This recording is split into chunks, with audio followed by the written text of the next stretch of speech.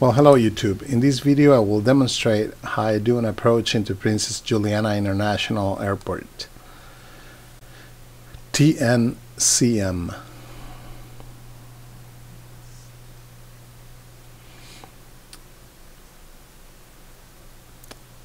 And this will be the runway 10 category C and D VOR approach.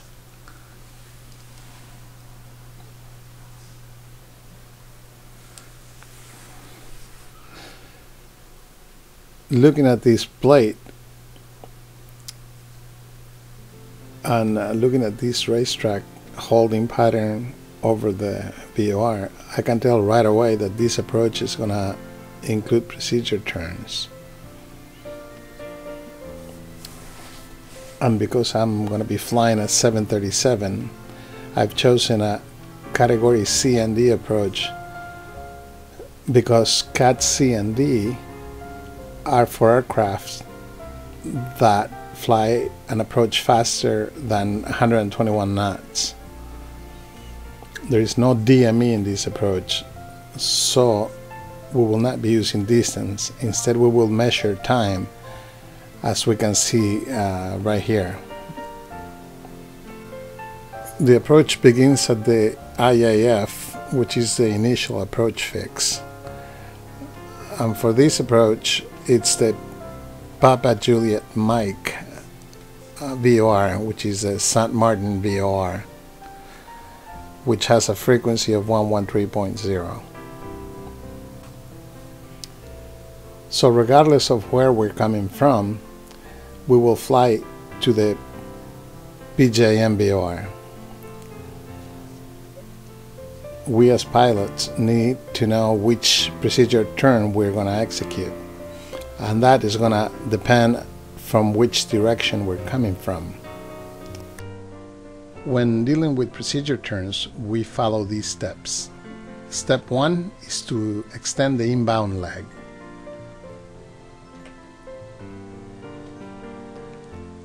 And we do so from the center of the VOR. Next, we draw a perpendicular line to the first one, like this one. Next, depending on whether we have a standard right or a standard left turn, we shift this perpendicular line either 20 degrees counterclockwise or 20 degrees clockwise. Because we have a standard left turn, we will shift the perpendicular line 20 degrees counterclockwise. It helps to write the headings. So we have the inbound heading of 308. Up on top we have a heading of 018, and below its reciprocal of 198. We now have 3 areas, each corresponding to a procedure turn. Up on top, in this area, we have the teardrop entry. If you're coming in from anywhere in here, you will execute a procedure turn, a teardrop entry. If you're coming from anywhere in this area, you will do a parallel entry. And the largest area is the area where you do a direct entry. And as the name implies, the direct entry is the simplest one. The teardrop entry has you coming in this fashion, and then you make a turn this way. And for a parallel entry, you come in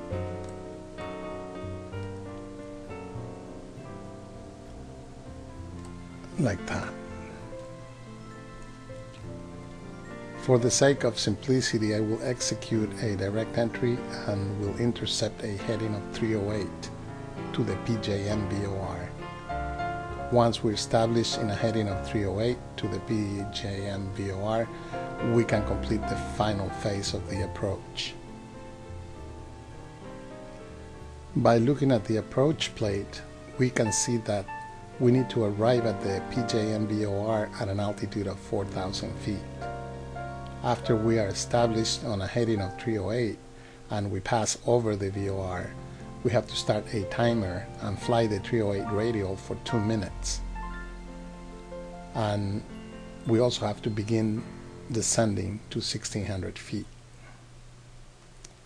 So after we have flown on that radial for 2 minutes, we need to be at 1,600 feet, and we also need to maintain that altitude until we're established on a heading of 096. If you notice, the descent from 4,000 to 1,600 feet is 2,400 feet, and we must do 2,400 feet in 2 minutes, and that's a rate of 1,200 feet per minute.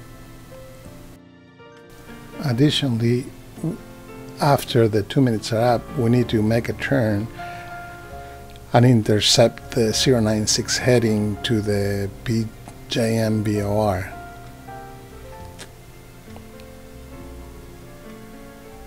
The approach plate says there is no FAF or final approach fix. Next to that, we have the MD8, or the minimum descent altitude, and that is 1,040 feet. As we make the turn and we get established on a heading of 096, we also descend to 1,040 feet. And we will remain at that altitude until we have the runway in sight. And we can see the puppy lights that will guide us down the glide slope to the runway. Opened up the simulator. Now to set up the approach into Princess Juliana, let's choose a 737-800 TNCM.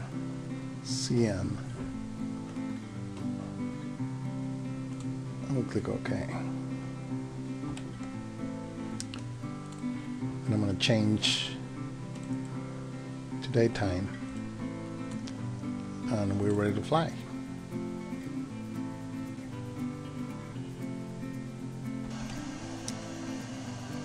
There are a couple of things we need to do to put us up in the air coming in for the approach.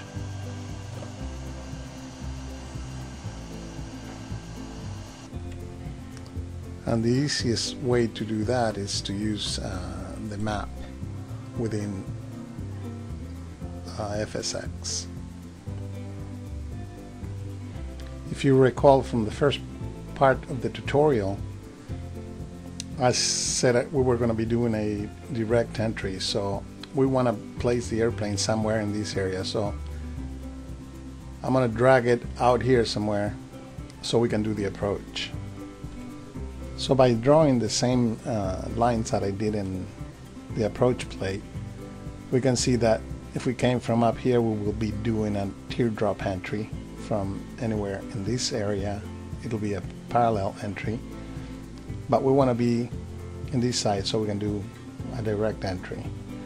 So I can see right here, this is, by the way, a jetway, and it is the Bravo 520. So if we drag the airplane out this way a few miles, then we can set it up for the approach. Okay, so to do that, I'm gonna zoom out a bit and drag the airplane out here. Then I'm going to change its heading right here to, we can do 308, why not? I'm going to put the plane at a speed of 250. As you can see, the plane now, the nose of the plane, it's almost on the jetway. Altitude, we want to be coming in, say, at 8,000 feet. And that's all we need to do. Now when I click OK, this is going to place the plane somewhere up in the air. And so the first thing we need to do is hit the P key to pause the game, like this. I'm going to click OK. It's going to load it. And we're up in the air. I'm going to pause. A couple of things to notice right away is that the autopilot is not configured. We could have configured it when we were sitting on the runway, but I didn't. So we're going to have to do it here, and that's one of the reasons why I told you to pause right away. If you look at the altitude, it's about 8,000, but it's coming down since the throttle is probably, well, it shows 79% N1. And the speed is 260. I asked it to be at 250, but since it started dropping, the speed picked up. Now let me go back into the map again, just to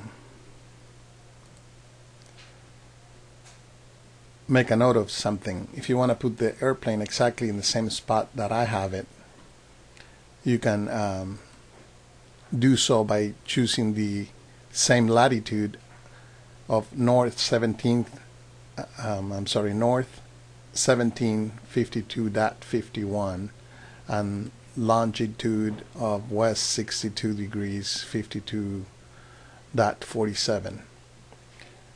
And if you copy the altitude and the heading and the airspeed, you will place the airplane in the exact same spot that I have mine. Next thing, while we are still paused, is to configure the autopilot. So I'm going to change the altitude to 8,000 feet, which is what we want it to be at. The heading was 308, so I will change that to 308, or you can press Control H and it'll give you the heading. The speed is 250.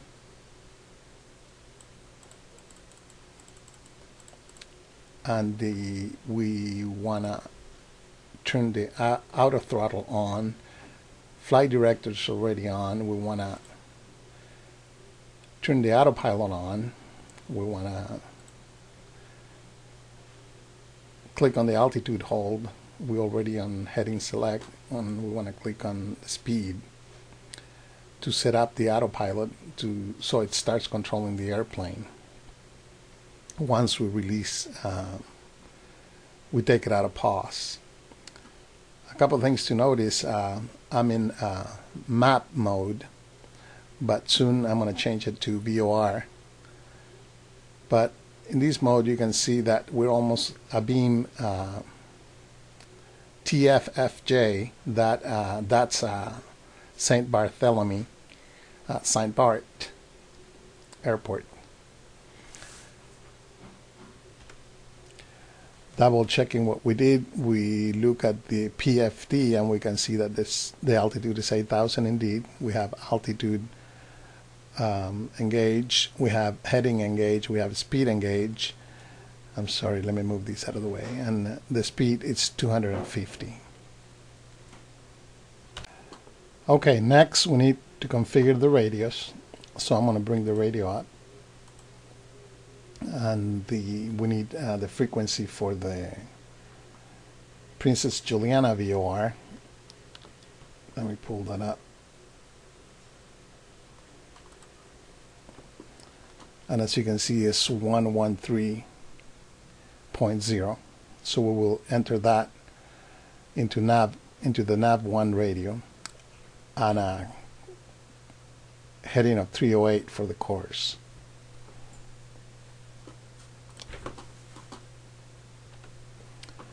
So 113.0.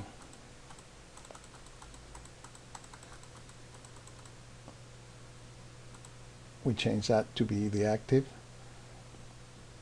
And then the course was 308. Other than that, I think we're pretty much set and we can start descending down to do the approach. I'm going to remove the radios. We're already tuned to that. Before I take the pause off, I'm going to change the altitude here to 4,000 feet, which is the speed that we need to be at. Let me look at the approach plate, and yeah, sure enough, we need to be at 4,000 feet by the time we get to the VOR. Also know that my vertical speed is set at 500. We want to descend a little faster than that, so I'm going to increment that to about 1,800 feet per minute. Well, after all this work, it would be a shame if the simulator crashed and I lost everything, so it's a good time to save. That was the NAB1 radio. Remember, we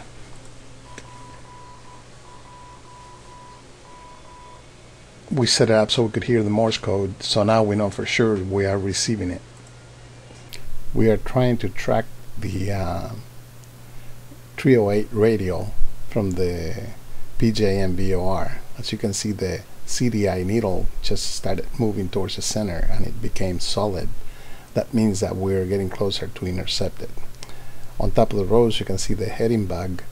I'm moving that to stay with the needle, and as you can see here, I'm gonna overshoot it a little bit because it's passing over to the left now, so I will change my heading to try to stay with it and be established on that radio.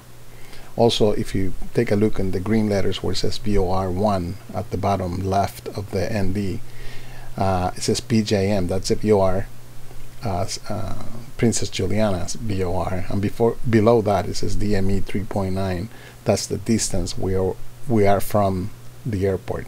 Also, you notice that little triangle in the middle where the CDI needle is getting center now, that points up or towards the station. Once we fly over the fix, that little triangle will flip, pointing down or indicating that the fix is behind us. Also, the closer we get to the station, the more sensitive that the CDI will become, and it'll be harder to keep it centered. But so long we keep it between the two dots closest to the center, we should be fine. We're 2 miles away from the station, and that looks about right. This is where the airplane is at right now, and this is the airport right here. So we're about 2 miles from the station.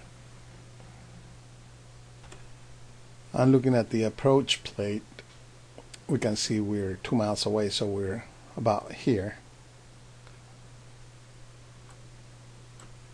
right about there. And we're already at 4,000 feet, and as we go across the station, we're gonna start the timer for 2 minutes, descend to 1,600 feet, and make the turn and intercept the 096 radio. So next, we're gonna go to the station, and as we fly over the VOR at 4,000 feet, we will continue on a heading of 308 for 2 minutes while descending to 1,600 feet, probably somewhere over here.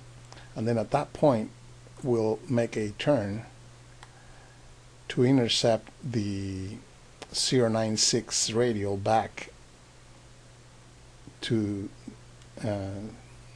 Princess Juliana Airport and land. To intercept and track a radio, we first need to tune the NAB radio 1 into the frequency of the VOR and then set the course of the radio we want to track. Then what I do is, if you look at the CDI needle, this pink straight line right here. I extend it to the compass rose, and whatever the heading happens to be, I change my heading to match that, and then I wait for the CDI needle to start moving towards the center. First, the needle will become solid, and then it starts moving to the center. When it gets closer, say right about here, I will be changing my heading to follow the needle all the way to the center. Sometimes you need to be changing the heading a little bit faster than the needle moves to prevent overshooting the radial. We want that needle to be right in the middle, and we want it to be pointing up. See there, the CDI became solid and it started going towards the center. You can see me changing the heading to stay with the CDI. In this case, I'm going to overshoot it by a little bit, but I keep on changing my heading, following it, and that will cause it to stay or come back towards the center. To be established on the radial, we want the CDI needle to be in the middle, ideally, but if it is between the two closest dots to the center, then we can say we are established on the radial. Okay, here we are flying towards the airport. We're about 8 miles away from the airport. You can see the airport around 11 o'clock in front of us. We're also descending to 4,000 feet. That's the altitude we need to arrive at the initial approach fix, which is the Princess Juliana VOR. The plane is getting ready to level off. As you can see, the DME shows 7.7 miles away from the airport. Another thing to notice is the CDI just turned solid, and you can see the heading bag up on top that I'm turning to follow the CDI. That's the course deviation indicator. That's a pink line in the middle. We want that to be centered, to be established on the radial, which is 308 to the station.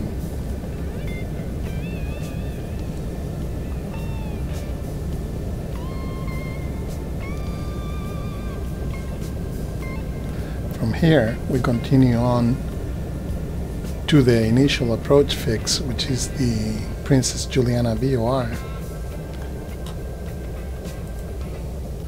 Once we pass the fix, we maintain the same direction, tracking the 308 radial from the same VOR, and we descend to 1,600 feet and make a turn to the left and intercept the 096 radial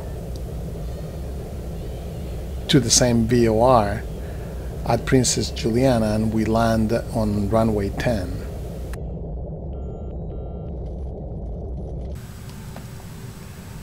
The aircraft is at 4,000 feet.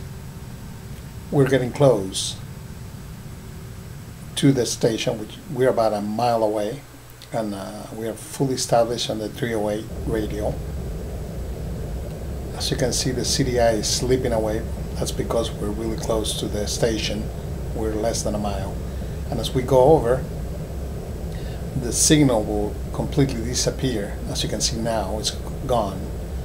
And shortly after that, it comes back. I'm going to continue flying in the same direction that I was before. And then as I move away, you can see the DME, the distance is now increasing as I fly away from the station, and the CDI comes back towards the center.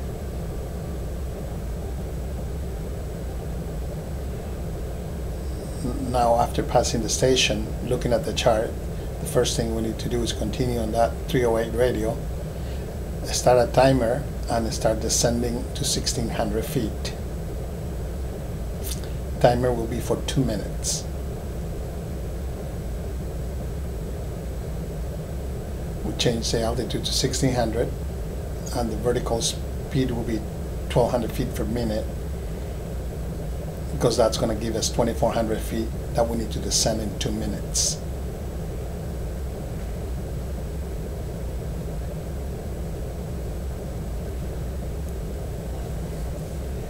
I have to manually continue tracking the 308 radial from Princess Juliana.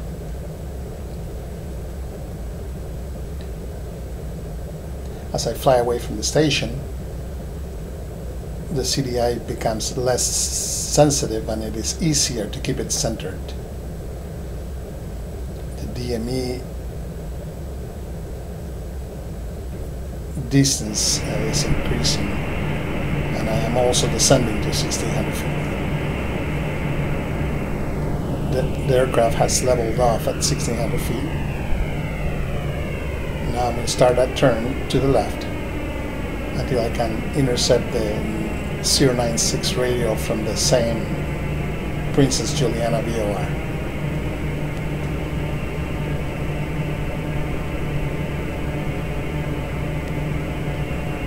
I'm changing the course to 096.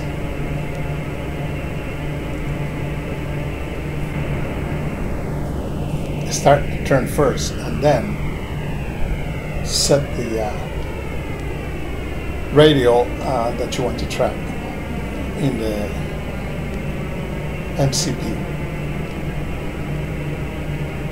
Here you can see the CDI needle is way off the center.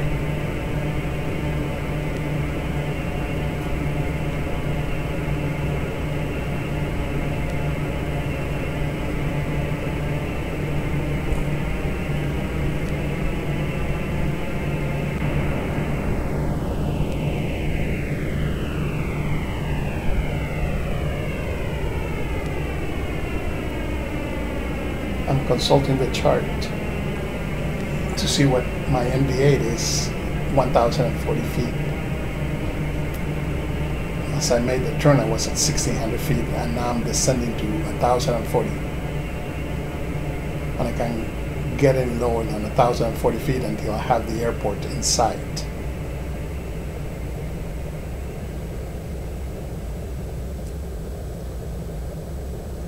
So I'm going to set it to 1,100.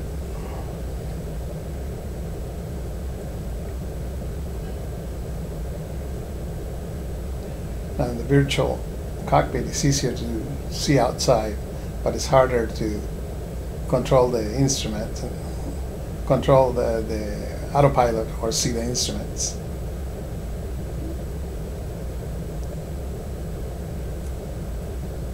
I'm 9 miles away from the airport, 1,100 feet, 200 knots.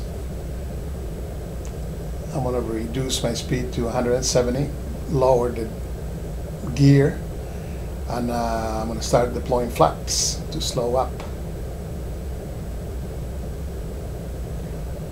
Now I can see the CDI needle moving towards the center, so I'm going to start changing my heading ahead of it.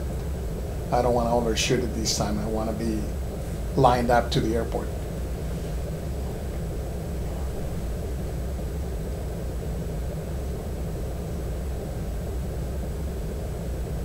So I want to be established on the 096 radio for the final approach. I can now see the airport ahead of me, straight ahead, right there. So I can now start descending since I've seen the airport.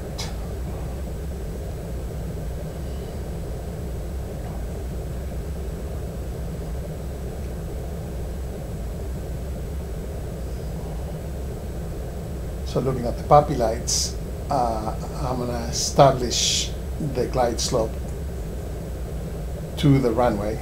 Autopilot off, auto throttle off. Time to fly it manually and land it.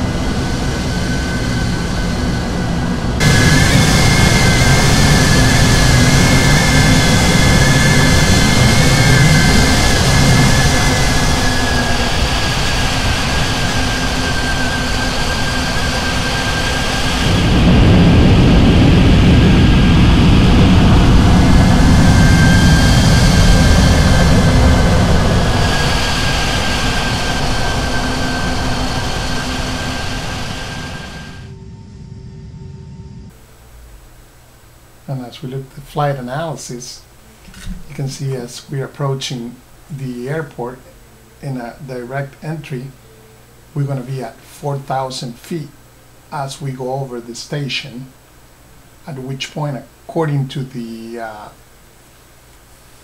chart, we need to put a timer for 2 minutes and descend to 1,600 feet and then begin turning. As you can see, when the turn began, we were at 1,600 feet.